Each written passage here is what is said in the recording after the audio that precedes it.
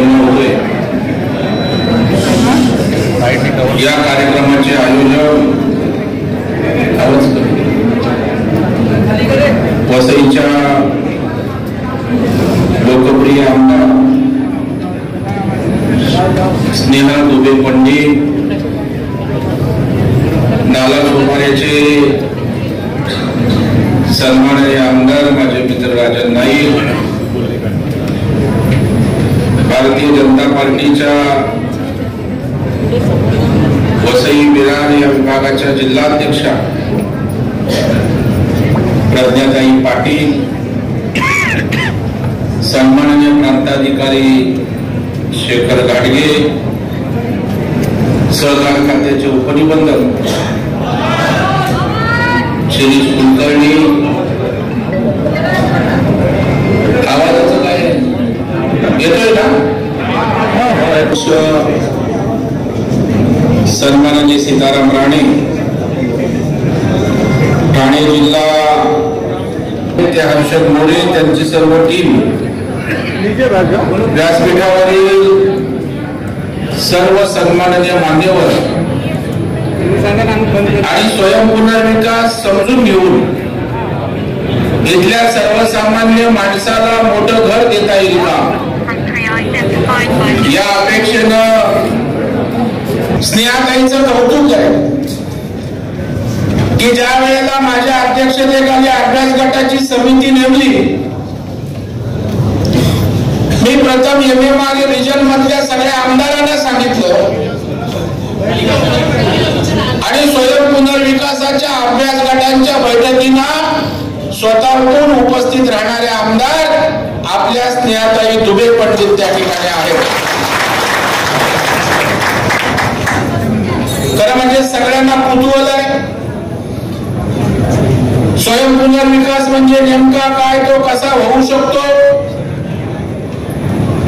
त्या संदर्भामध्ये प्रक्रिया काय आहे, प्रस्ताव कसा करावा, पैसे कसे उपलब्ध होतात, याचं सगळं मार्गदर्शन आमच्या हर्षद मोरे आणि त्यांची टीम या ठिकाणी प्रेझेंटेशनच्या माध्यमातून करणारच आहे। परंतु बांधवांनो, भगिनींनो, याच्यामध्ये काही मोठं टेक्नॉलॉजी नाहीये। स्वयं पुनर्विकास म्हणजे बिल्डर शिवाय आपली गृहनिर्माण संस्था आपण त्या ठिकाणी डेव्हलप करायची।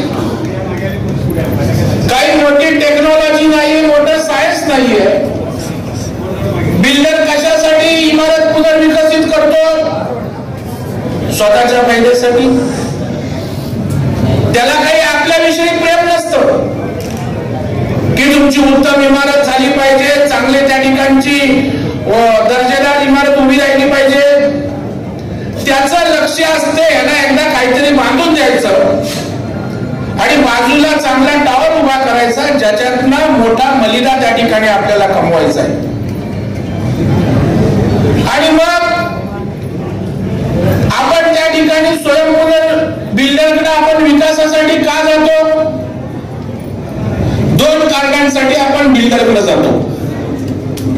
एक म्हणजे बिल्डर पैसे लावतो, बरोबर ना, आणि दुसरं ज्या परवानग्यांची कटकट असते ती आपला सर्वसामान्य माणूस बोलतो नको बाबा, ती भानगड बिल्डर बघेल काय, ते अंडर टेबल काय द्यायचं तो बघेल, बरोबर। अंडर टेबल शिवाय काम होतच नाहीये। पण स्वयं पुनर्विकासात नो अंडर टेबल बोललं की सस्पेन्शन डायरेक्ट आहे। मुंबईला सस्पेंड झालेत अधिकारी। मग मी विचार केला माझ्यासारख्या कार्यकर्त्यांनी, अरे मी एका जिल्हा मध्यवर्ती बँकेचा अध्यक्ष आहे,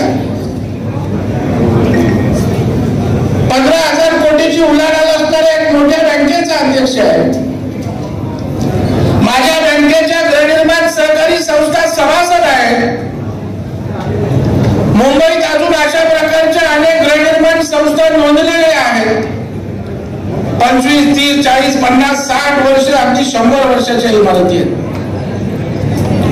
मग जर या सोसायटीला त्या ठिकाणी आम्ही त्या ठिकाणी पैसे पुरवले आणि जर सरकारने पाठबळ दिलं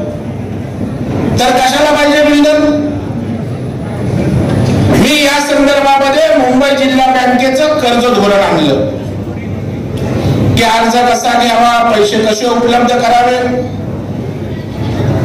आमची प्रक्रिया कर्ज देण्याची काय